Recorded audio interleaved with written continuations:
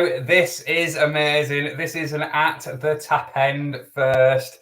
I can't wait to bring this conversation to you. So we've been doing this now for probably about 10 weeks straight, having conversations with amazing people in the bath, and some of them have kind of taken that leap of faith and got into the bath themselves. One person would give the illusion that they were properly in the bath, but today, at the tap end is somebody that is genuinely in the bath. Welcome, Paul Holbrook.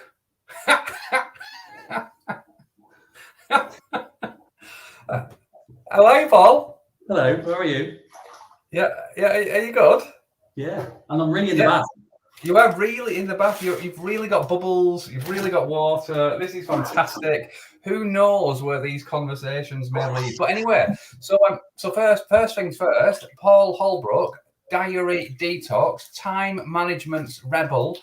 Who are you, and how have you got to the tap end today? I don't know, but I've gotten to the bottom end of my career by coming on this, and I've probably closed out any business I was ever going to have. Any corporates out there thinking, we should try this guy. It's like, he's in the bath on LinkedIn. He's sold out. Yeah, I'm good. Yeah. I'm good.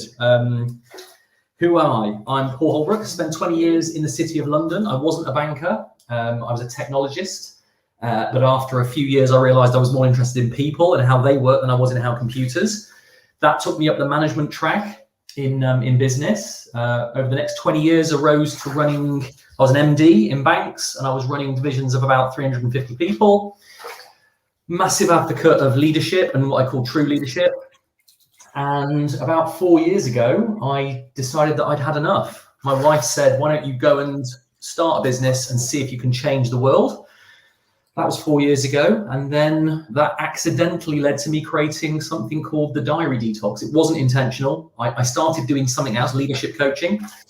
And then just by accident realized that a lot of managers and apparent leaders' biggest problem was they didn't believe they had enough time to do their job, which was managing and leading people. And so that's what I now do.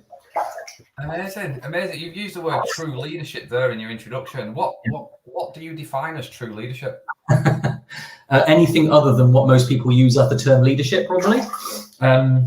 If you listen to a lot of people talk, mostly when I hear the word leader used now, or leadership, it is generally used in either an overtly negative way or in an accidentally negative way. So people will say, oh, he's the leader of the Conservative Party, or he's the leader of the Labour Party. And you think about it and go, do they really epitomise leadership, those people? I'm not sure they do, but we tend to use the word leader as a statement of your position rather than a statement of people's reverence towards your expertise as a really good manager and somebody who makes the world better.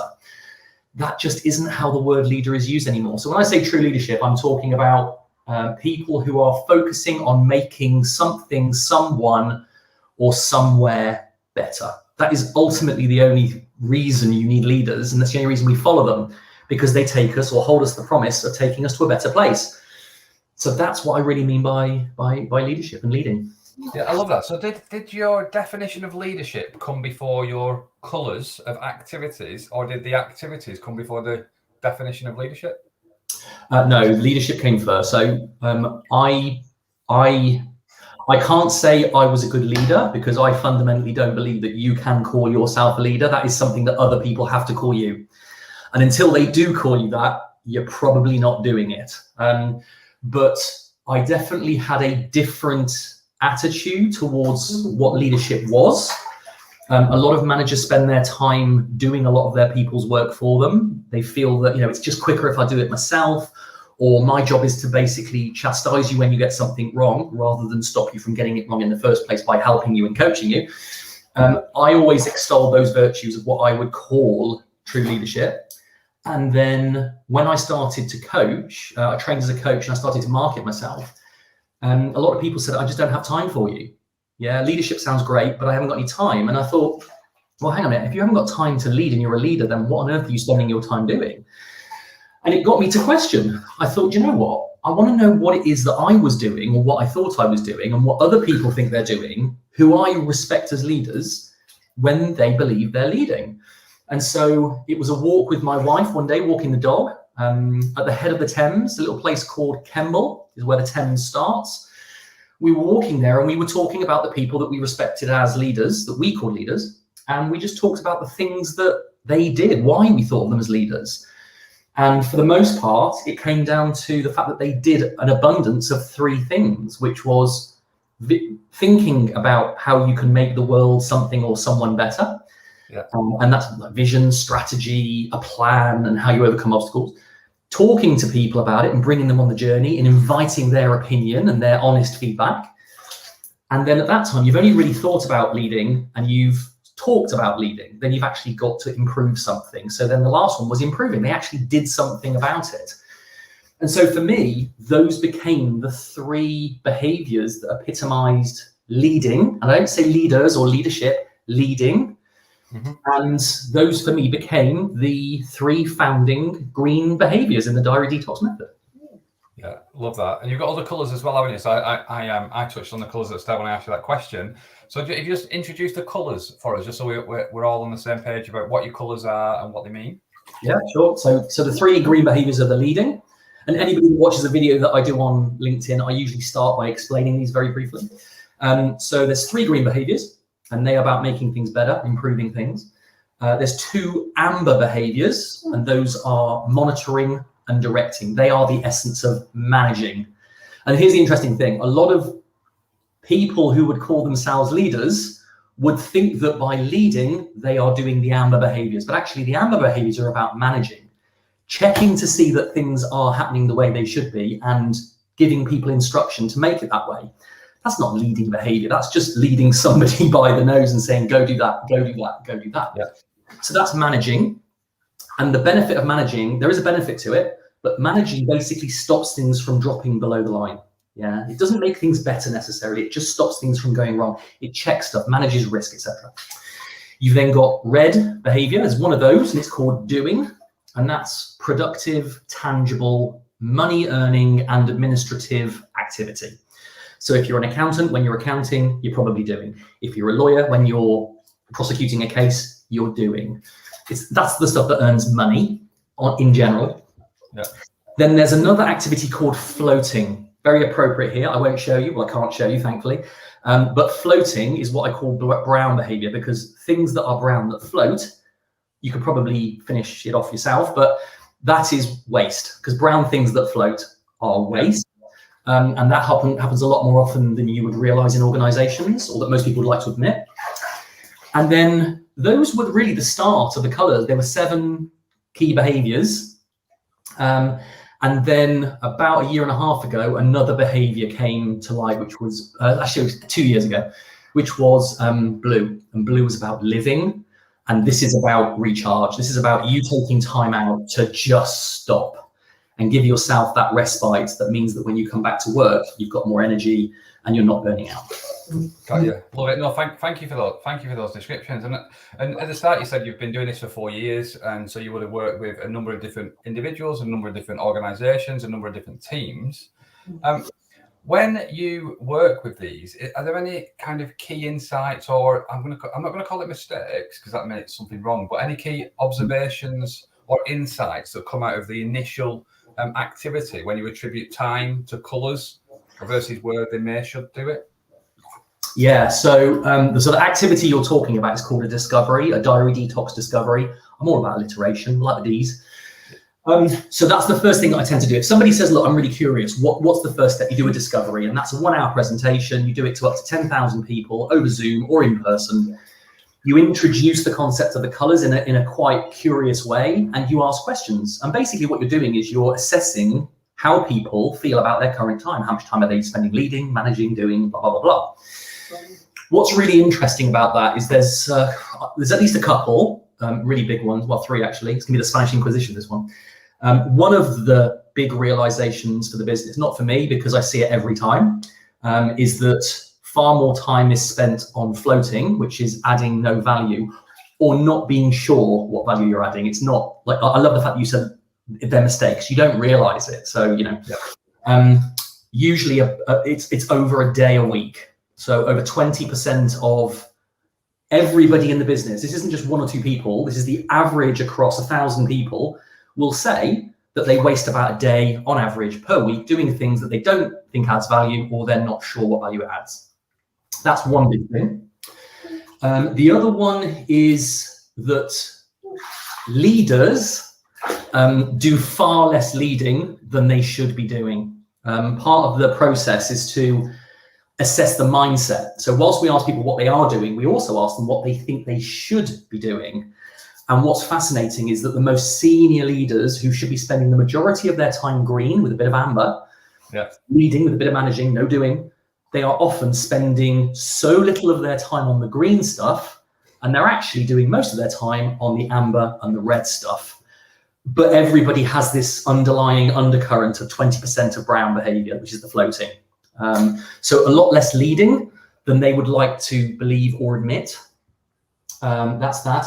I think the other kind of big one, there's a number of insights you get from it, but the other big one is around the blue behavior, which is how much of your time, how much recharge are you really getting? And at one point during the session, I asked the question of everybody, how many hours are you contracted to work per week?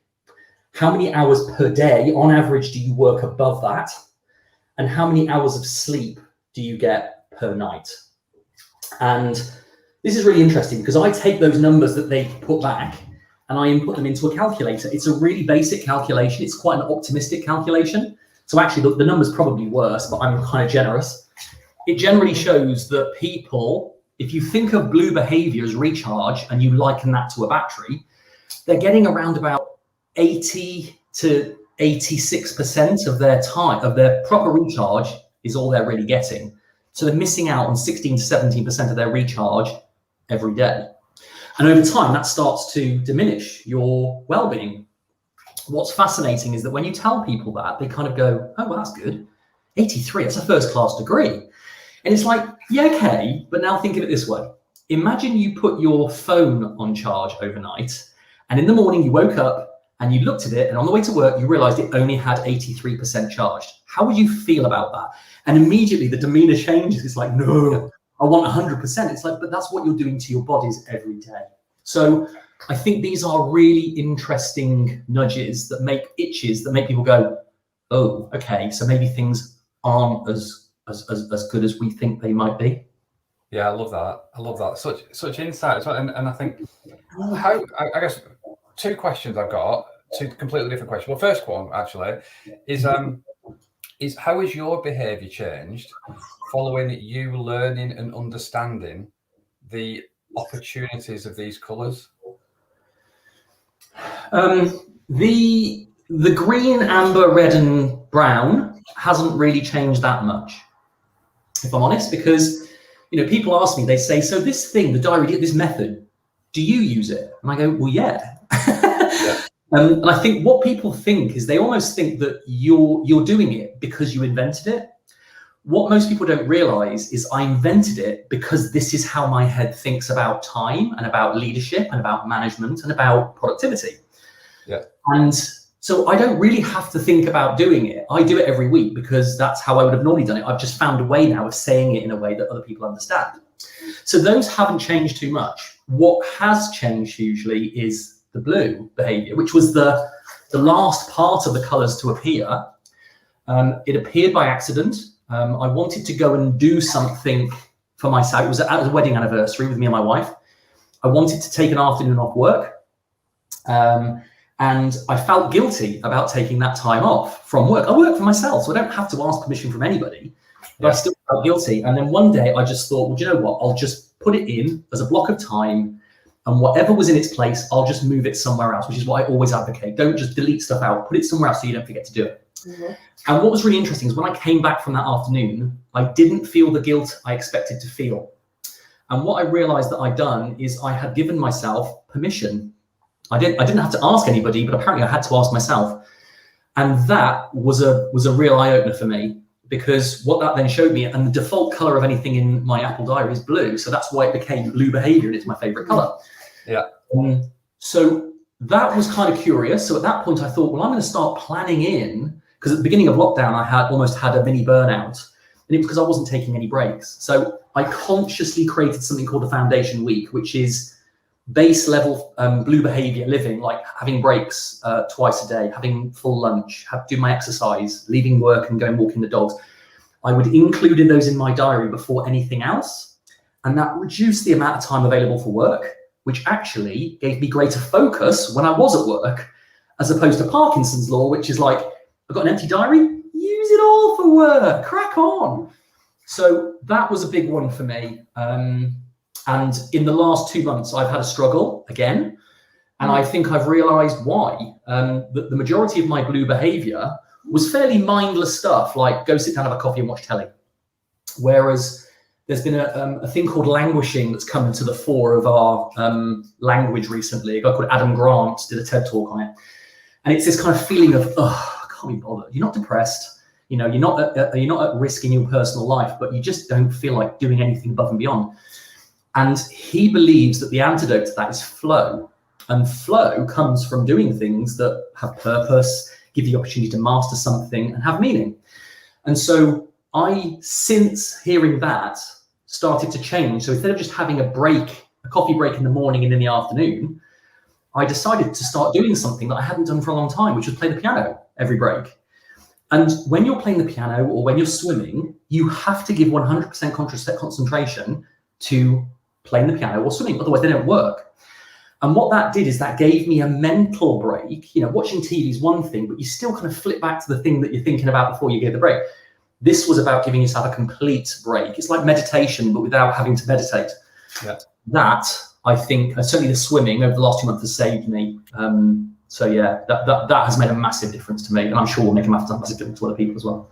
Yeah, and I think that's so important. I just want to go to the comments just really quickly. So Adam Lawrence has said, fantastic, love it. And he's never said that before on these, so he must be referencing you being naked in the bath, Paul. And then Phil Butler has also made a reference to you being in the bath. He says, smartwatch on in the bath, it really is the future. Blue behavior. Yeah, so do you have different coloured wrist? Because I know, so this is the first time I've seen you topless. And not because normally you wear coloured t-shirts to replicate either the message that you're delivering or the activity that you're completing. Do you do the same with your watch straps? No. So for me, there is an underlying intent. The blue never changes because regardless now, it's kind of like, you know, those bands you used to get for charities. You don't want people to forget. And so for me, I don't change the watch strap because regardless of whether I'm doing green, amber, red, I very rarely do brown because I'm aware of it. I'm clear on what's going on. There is always this undercurrent of just keep an eye on yourself because it's easy to get sucked in to doing too much or doing more than you normally would. So for me, the blue is always an undercurrent. It's my favorite color. So I'm usually wearing jeans or wearing a t-shirt or a top that's usually blue. So there's always something there. But other than this, the highest percentage color I tend to wear is red, which is productive, which when you are a small business, that's kind of what you'd expect because you only earn money when you're doing. And I'm the only one with a few associates, but I'm the only one who's really doing. So yeah, blue is that kind of undercurrent, and red is the thing that I wear the most, but I never forget the amber, checking, make sure customers are okay, work's okay, and then thinking about what's next, which is the green behavior. Yeah, perfect. The question I was going to ask you before when I said I had 2 questions was when you mentioned true leadership, is there a percentage amount of time that you recommend spending in each of the different colours? But I just want to add an additional bit to this because you might have... Does the different activity or the different role that you have, does the percentage of time differ? So you just said entrepreneur, business owner, you spend more time in the red because it's about revenue generation as well as the other activities. Yeah. So do you have an insight into different careers and roles and the recommended percentage time? And what are those? Yeah, so absolutely. And those are part of the discovery. So you remember I said, one of the insights is that you get an insight into the mindset of the people that are there. What do you think you should be doing? The way I do that is I actually have 4 bars and they're labeled A, B, C, and D. And within those bars, you have a different mix of red, amber, and green. You should never expect to see floating because you wouldn't knowingly want to waste your time. But what it does is you see a different mix of red, amber, and green for each of the bars. And what you do is you ask the people there, you say, okay, based on your current role, regardless of what you are doing, what do you think you should be doing? And then they select one. And then based on that, there's a question I asked early on, which is around what role you are. And it's very, very simple. It's all very anonymous. You're never identified. And you can compare. And you should see that all the blue colors should appear in the left-hand column because they should all select that one. And they very rarely do. In fact, I'd say the group that selects the wrong answer, and I will use the word wrong, the most is the managing director, divisional manager, C-suite. They often believe that they should be spending more time red and amber than they should. And of course, all that does is take away from the visionary, strategic, where are we going? That's, yeah. So, and just so you're clear, the C-suite, the recommended, and I could talk about where that number comes from, but maybe we'll do that another time. The recommended mix, and it's recommended, it's not a hard and fast rule, is that C-suite, MD, divisional managers, so running divisions of departments, they should be spending about 4 days a week, 80% of their time on green, thinking about where you're going next. About 20% of your time on amber, managing, which is checking to make sure that things are going as they should be going. No time on red and no time on brown. And then the mix gets lower and lower as you go down to the end where it's the non-manager. And they should be spending about 70% of their time on the red stuff, 20% on the amber, and about 10% on the green, which for them is personal development or succession planning. Yeah, I love this because there's so much synergy in your insights and how you get to your insights, and based on and the conversations that I have with leaders. I've had 2 conversations with senior leaders in the last week. I've had more than 2, but 2 that just spring to mind, where they said that they don't have enough time, and one of the main reasons that they don't have enough time is because they have people asking them questions that they believe that they should be able to answer, or that they know somebody, so somebody lower down is capable being able to answer or do the activity. Is that one thing that you find? Sorry, I'm going to let you talk now, Paul. Yeah, no, absolutely. I mean, I think, well, I've got another question for you. So I'm kind of assuming, given I know that you know your character, that you don't leave it there. You probably dig in with a little bit more. I suppose my question is, when they are asked those questions that they believe they should already know the answer to, what's their default reaction to it? So default is previous, it's the culture, it's previous manager. So they've always done that thing. They've always asked because... No, I mean, what's their reaction to fix that in the moment? It says, I don't know how to do this. And you think, we should know how to do this. What do they do instinctively? So, in fact, actually, so some of them don't know what to do. They just accept that it is the thing that they that should just be happening. That they just So some of them don't know what to do. Others, I guess, will say that they do it because they've got the knot, so they absorb it themselves anyway, and are just happy to do it. And maybe some of us just tell them that that's what they need to do. So I think it's like, that is a perfect answer, okay? Because what you've done just there is you've given 3 responses that are 3 different behaviors, okay? So when they say, oh, well, I'll just absorb it and do it myself, that is the manager doing. They basically take the reins, they say, I'm going to do it myself. When they say, well, I just tell them how to do it, that's an amber behavior. That's directing. Directing is telling somebody how to do something. And there's one danger with this. If you do something for somebody, they never learn how to do it differently. If you show someone how to do it differently, they might remember it once, they might remember it twice, but eventually they'll forget because people don't really remember what you show them most of the time. What they should be doing, so when you said they don't know what to do, the first thing I would do in that situation, that's happened to me, is I would normally say to them, if I weren't here, what would it be your instinct to do? Because in that moment, you've asked them a question and you've got them to think about it. And the thing is that 75 to 80% of the time, they know the answer. They just don't have the confidence to go and do it. They feel like they need to ask you. So by you as a manager asking them, well, what would you do about it?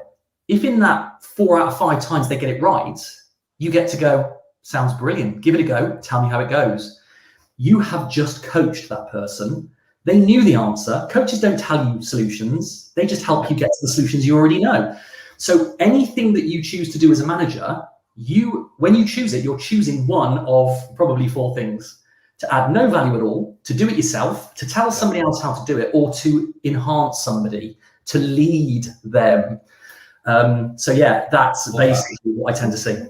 Love that. You just sparked another thought as well from a conversation I've had in the past with a senior leader in a similar situation. And we wrote 4 letters on the whiteboard behind him, and the 4 letters were D, U, S, and C. And I said to him, he said, when people walk through your door and you believe that it's an activity that they could do, is it the desire, they just don't really want to do it? Is it the understanding, the U, because they don't really understand that they can do it or how to do it? The S, the skills, can they actually do it? Or the C, is it the confidence? And I said, depending on which bucket you put them in, your next activity or action can then be driven from that, but it requires you to have a conversation with them. So I could talk to you all day, Mr. Holbrook. But the one advantage or disadvantage of being in the bath is that I get wrinkly and the water goes cold. Oh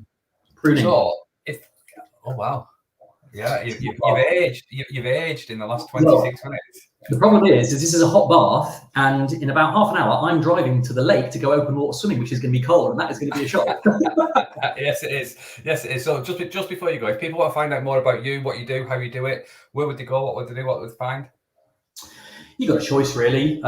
You've got a number of ways. You could either go to the website.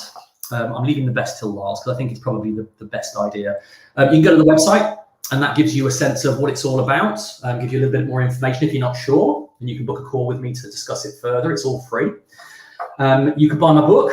I wrote a book about 2 years ago, and that is basically gives you the process itself. You do it yourself, but it is the full diary detox process for you as an individual if you want to get more out of your time. And it's called What Are You Doing? The Uncomfortable Truth About How You Waste Time at Work. But probably the best way is either to go onto LinkedIn and follow me, or follow Diary Detox, the company, usually me, or go to YouTube to the Diary Detox channel, because what I tend to do is I tend to do videos, at least one a week, where I wear the color that I'm talking about that day. And it gives people a bit of an insight to go, well, what is this blue behavior? And there's a hashtag, and if you click on the hashtag, you see all the other ones as well. It's just a nice way of kind of getting to understand what the colors mean and how they work. And then the hope is that somebody might go, I wonder how much of each of these my people are doing. And then they bring you in for a discovery. That's the hope. Yeah, love it. Love it. No, thank you so much. It's been an absolute pleasure to catch up again in these in the bath as well, actually, and wash yourself while you talk to me. So I just want to say thank you so much for that chat. Loads of insights, loads of value. Good luck with everything you got going on. Enjoy the cold water in half an hour's time. And hopefully catch up again very soon, Mr. Holbrook. Indeed, as I always finish, have a great day, have a great week.